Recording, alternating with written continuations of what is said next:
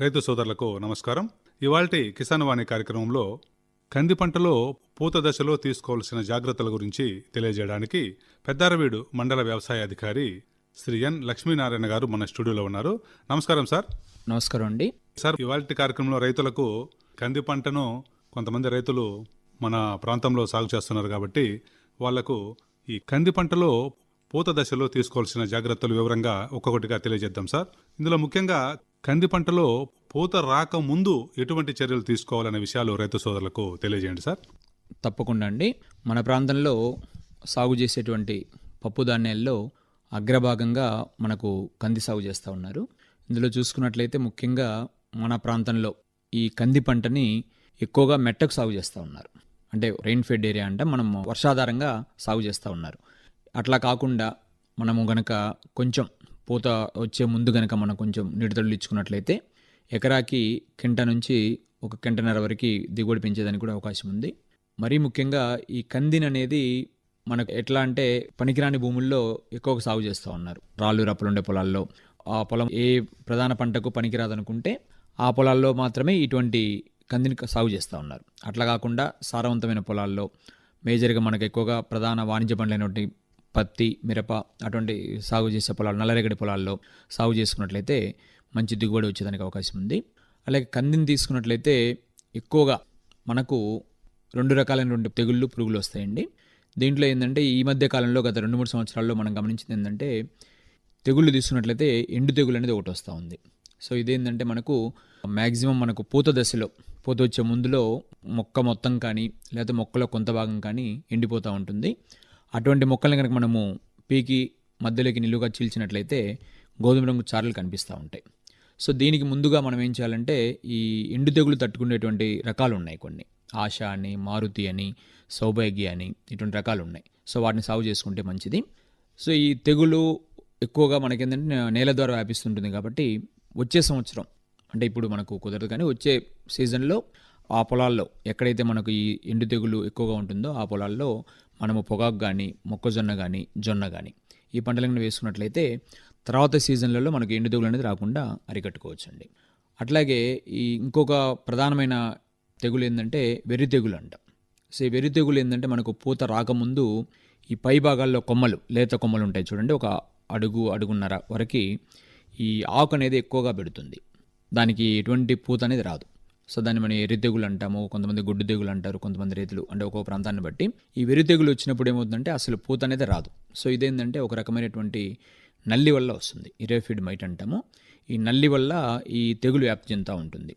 So అటువంటప్పుడు మనం ఏం చేయాలంటే వెజిటేటివ్ స్టేజ్లో ఉన్నప్పుడు అంటే మనకు ప్రధానంగా శాఖీయ పెరుగుదల దశలో ఉన్నప్పుడు ఈ కంది నాటిన తర్వాత మనకు కంది పంటకాలం వచ్చేసి సుమారుగా 6 నెలలు ఉంటుందండి.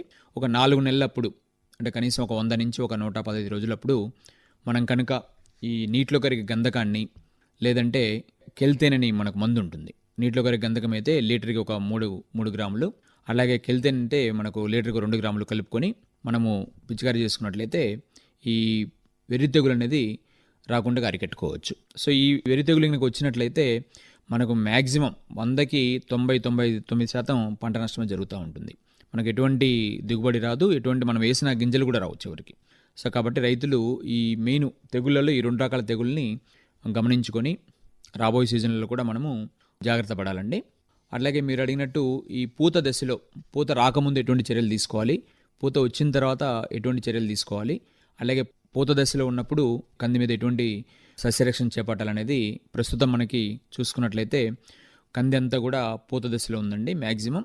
సో ముందు వేసిన కంది అంటే ఎక్కడైతే మనకు జూన్ 15 తర్వాత అట్లాగే జూలై మొదటి వారాల్లో వేసిన కంది అంతా కూడా మ్యాక్సిమం ఫ్లవరింగ్ స్టేజ్లో ఉంది. సో అక్కడ ఇప్పుడు ప్రస్తుతం అయితే మనకు ఎక్కడ కూడా ఎటువంటి చీడపీడలు అయితే కనిపించట్లేదండి. ఎందుకంటే ముందుగానే మనము ఈ రైతు సేవా కేంద్రాల ద్వారా అలర్ట్ మెసేజ్లు పంపిస్తూ ఉన్నాము. అట్లాగే మన రైతన్న మీకోసం అని చేసే ప్రోగ్రాం ద్వారా కూడా రైతులకి ఈ పూత దశలో ఎటువంటి చర్యలు తీసుకోవాలనేది వివరిస్తూ ఉన్నాము. సో ఇప్పటికీ రైతులందరూ కూడా ముందుగా ఒక దఫా మందులు కూడా పిచికారీ చేయడం జరిగింది. అంటే ముందస్తుగా పూత రాకముందే మొగ్గ దశలో ఉన్నప్పుడు.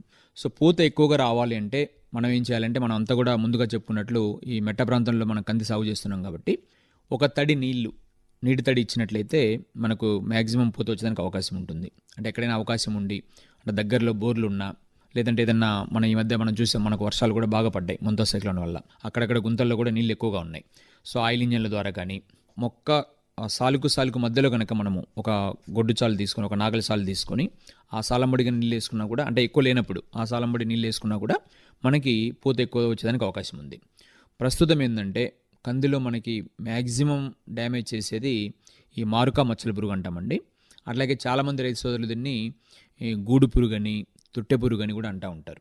సో ఎందుకంటే ఇది కలుగజేసే నష్టం ఏంటంటే, ఈ గూడు పురుగు అనేది తల్లి రెక్కల పురుగు మన లేత చిగుళ్ళపైన, అట్లాగే లేత మొగ్గలపైన, లేత ఆకులపైన, అంటే పూత దశలో వచ్చేసరికి మొగ్గ దశలో మన కోడిగుడ్డు ఆకారంలో ఉంటాయి దాని గుడ్లు అనేవి. అవి ఈ పూత మీద గుడ్లు పెడతాయి. గుడ్లు పెట్టిన తర్వాత ఆ లార్వా అనేది ఏం చేస్తుందంటే మొదటి 2 దశల్లో దాని నోటి నుంచి వచ్చేటువంటి ఒక జిగట వంటి పదార్థం వల్ల ఈ దగ్గర ఉన్నటువంటి మొగ్గల్ని, పూతని అన్నిటిని కూడా కలుపుకొని గూడు చేసుకుంటుంది. గూడు చేసుకొని గూడులో ఉంటూ మనకు నష్టం కలుగజేస్తూ ఉంటుంది అనమాట. అదే మనకు శనగపుచ్చు పురుగు అయితే ఒక్క గుడ్డే పెడుతుంది, అట్లాగే ఒక్క పూత మీదనే డ్యామేజ్ చేస్తుంది. కానీ ఇది మాత్రం ఈ పూత దశలో మ్యాక్సిమం మనకి ఎన్ని పూతలు అయితే దగ్గరగా ఉంటాయో అన్ని పూతలను కూడా గూడు చేసుకుంటుంది అనమాట. కాబట్టి రైతు సోదరులు ఇది మనం గమనించుకొని, ఈ ప్రస్తుత కరెక్ట్ టైం అండి ఇది. సో ఎక్కడన్నా మనకి ఈ పూతలు ఉండలుగా ఉండడం కానీ, గూళ్ళు కట్టుకొని కానీ ఉన్నట్లయితే ఖచ్చితంగా మనము సస్యరక్షణ చర్యలు చేపట్టాలండి. సో దీనికి ఏంటంటే ముందస్తుగా మనం ఏం చెప్తున్నామంటే, ఈ క్లోరోపైరిఫాస్ మనకు చాలా తక్కువ ఉన్న పురుగు మందులో తక్కువ రేటు కలిగిందండి ఇది. సో ఈ క్లోరోపైరిఫాస్ని ఎకరాకు ఒక 1/2 లీటరు, అట్లాగే వేప నూనెని ఎకరాకు ఒక 1/2 లీటరు తీసుకొని ముందస్తుగా మనకు పొలంలో గూళ్ళు కనపడకపోయినా కూడా ముందు జాగ్రత్త చర్యగా మనం పిచికారీ చేసుకున్నట్లయితే ఇది మనం రాకుండా అరికట్టుకోవచ్చు. సో అట్లాగే మనకు ఈ కాయలు అంటే మనకు బాగా గింజ పట్టడానికి కానీ బాగా రావాలంటే ఈ 13-0-45 అని ఉంటుంది, పొటాషియం నైట్రేట్ అంటాం. దీన్ని ఎకరాకు 2 కేజీలు. అట్లాగే బోరాను, నాకు పూత బాగా విచ్చుకొని కాయలు తొందరగా అవ్వడానికి బోరాను వచ్చేసి ఎకరాకు ఒక 1/4 కేజీ మనకు పిచికారీ చేసుకున్నట్లయితే రాకుండా ఉంటుంది. అట్లాగే ఎక్కడన్నా ఈ మనకు మారుకా మచ్చల పురుగు, అదే తుట్టె పురుగు కనిపించినట్లయితే వెంటనే మనకు ఇమామెక్టిన్ బెంజోయేట్ అని ఉంటుంది.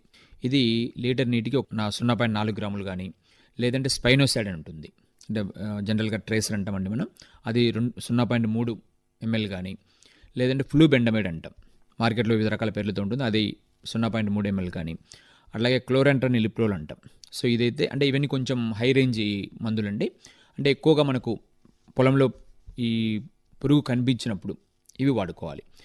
సాధారణంగా గతంలో ఏంటంటే అండి, మనకు ఒక 10-15 సంవత్సరాల కిందట అసలు కంది అనేది బలం మందు కానీ, తెగులు మందు కానీ, పురుగు మందు కానీ ఏమీ వేసేవాళ్ళు కాదు. సో ఇప్పుడు రైతు సోదరులు కూడా కొంచెం దాని మీద అవేర్నెస్ వచ్చింది. అట్లాగే మార్కెట్లో కూడా మంచి ధర పలుకుతూ ఉంది. మనం 2023-24 తీసుకున్నట్లయితే కింటా కందులు మనకు దగ్గర 13,000 వరకు కూడా అమ్మాయి, 13,000 వరకు కూడా పోయినాయి. సో కాబట్టి రైతులు కొంచెం మన ఈ సస్యరక్షణ చర్యలు, అట్లాగే కొంచెం బలం మందు అవి వేసుకున్నట్లయితే ఎకరాకి మన ప్రాంతంలో కూడా 6-8 గంటల వరకు తీయొచ్చు. ఈ సంవత్సరం అయితే పైరంతా కూడా బాగా ఆశాజనకంగా ఉందండి. ఎకరాకు 5 క్వింటాలకు ఎట్టి పరిస్థితుల్లో కూడా సరాసరి దిగుబడి కూడా 5 క్వింటాలకు తగ్గదని చెప్పేసి అంచనా వేస్తూ ఉన్నాం. కాకపోతే ఈ చర్యలన్నీ కూడా రైతు సోదరులు తీసుకోవాలి. ఓకే సార్, మరి బాగుంది.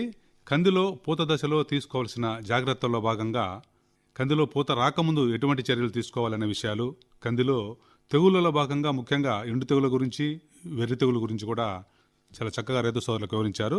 మరి పూత దశలో వచ్చే పురుగుల గురించి కూడా చెప్పారు. సస్యరక్షణలో భాగంగా కొన్ని విషయాలు కూడా రైతు సోదరులకు కందిలో పూత దశలో తీసుకోవాల్సిన జాగ్రత్తల భాగంగా చెప్పడం జరిగింది. ఇవి కాకుండా ఇంకా కందిలో పూత దశలో మనం తీసుకోవాల్సినటువంటి ఇంకా ఏమన్నా ముఖ్యమైన జాగ్రత్తలు ఉంటే తెలియజేయండి సార్.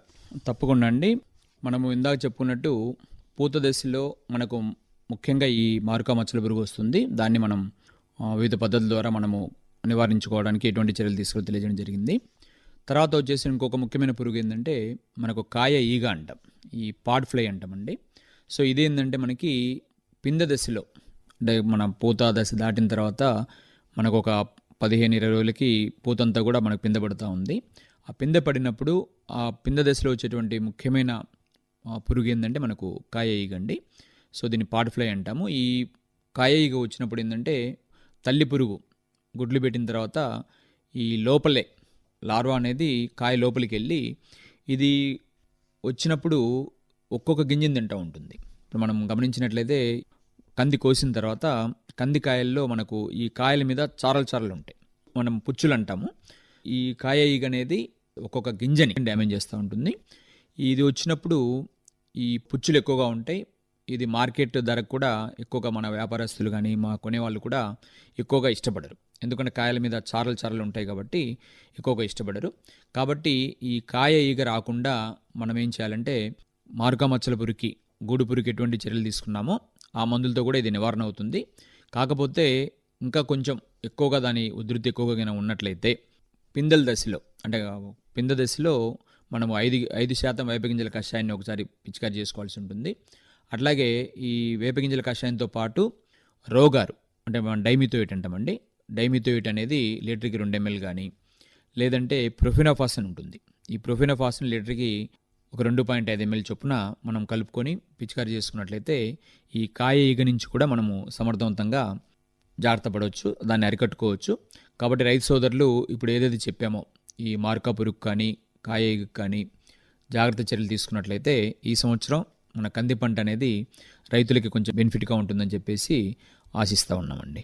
ఓకే సార్, బాగుంది. మరి ఇప్పుడు ఇంకా కొన్ని ముఖ్యమైనటువంటి విషయాలు కూడా కందిలో పూత దశలో తీసుకోవాల్సిన జాగ్రత్తల భాగంగా చెప్పడం జరిగింది.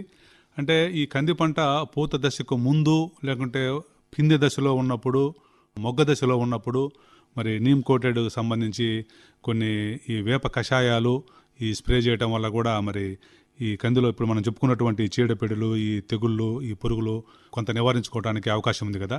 దానికి సంబంధించినటువంటి కొన్ని విషయాలు రైతు సోదరులకు ఆ మెలకువలు తెలియజేయండి సార్.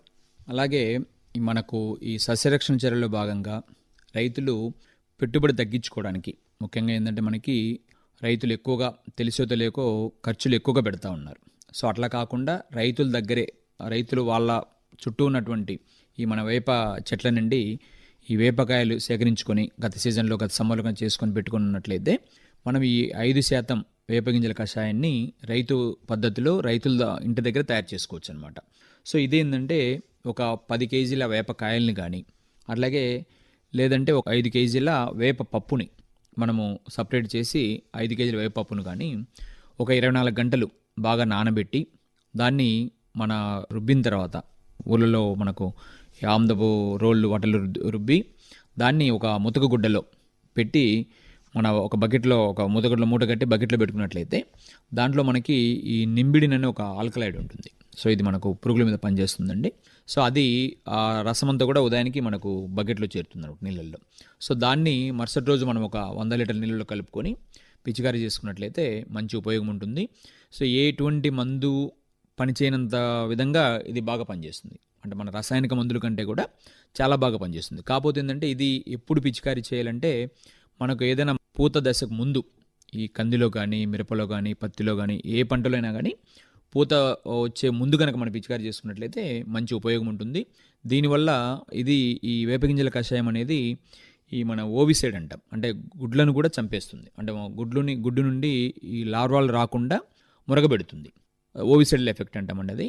అట్లా ఉంటుంది. అట్లాగే ఈ ఎక్కడన్నా మనకు ఒకటేరా మనకు గుడ్డు నుంచి మనకు పురుగులు వచ్చినా కూడా, అంటే మనకు ఈ పంటలకు నష్టం చేసేటువంటి పురుగు లార్వాలు 5 దశలు ఉంటాయండి. ఈ 1-2 దశల్ని మనం నుసి పురుగులు అంటాం. సో ఈ 1-2 దశలు అప్పుడు కనుక మనం వేపగింజల కషాయాన్ని కానీ, వేప నూనె కానీ పిచికారీ చేసుకున్నట్లయితే వాటిని కూడా మనము ఈ వేపగింజల కషాయంతో అరికట్టుకోవచ్చు. సో కాబట్టి రైతు సోదరులు మన ప్రాంతంలో, మన పొలం గట్ల వెంబడి, మన గ్రామంలో వేప చెట్లు బాగానే మన పల్లెటూళ్ళలో ఉన్నాయి ఇంకా. సో వాటి నుంచి నెక్స్ట్ సీజన్లో అయినా సరే మనం ఈ వేపగింజల్ని సేకరించుకొని, వేపకాయల్ని సేకరించుకొని భద్రపరుచుకొని ఇటువంటి ఈ టైంలో కనుక మనం వాటిని ఉపయోగించుకున్నట్లయితే ఈ మన పురుగు మందుల షాపుల వెంబడి వెళ్లకుండా మనమే తయారు చేసుకొని, సో మనకై మనం తయారు చేసుకుంటే మనకు ఒక నమ్మకం ఉంటుంది. సో దాన్ని మనము పిచికారీ చేసుకున్నట్లయితే ఈ పురుగుల నుంచి మన పంటలన్నిటి కూడా కాపాడుకోవచ్చండి. ఓకే సార్, మరి కంది పంటలో పూత దశకు ముందు, మొగ్గ దశలో, అంతకంటే ఇంకా ఈ ఒక్క కంది పంటే కాకుండా మిగతా పంటలకు సంబంధించి కూడా ఈ వేప కషాయాలు వీటిని మరి ఏ విధంగా భద్రపరుచుకోవాలి, ఎట్లా స్ప్రే చేయాలి, వీటి వల్ల మరి ఈ తెగులను పురుగులను ఎంతవరకు నివారించుకోవచ్చు అనేటువంటి విషయాలు కూడా రైతు సోదరులకు చక్కగా తెలియజేశారు. మంచిది సార్. మరి కంది పంటలో పూత దశలో తీసుకోవాల్సిన జాగ్రత్తల గురించి మరి మనకు పెద్దారవీడు మండల వ్యవసాయ అధికారి శ్రీ ఎన్ లక్ష్మీనారాయణ గారు మరి చక్కటి విలువైన సమాచారం రైతు సోదరులకు అందించడం జరిగింది. ధన్యవాదాలు సార్. నమస్కారం. నమస్కారం అండి.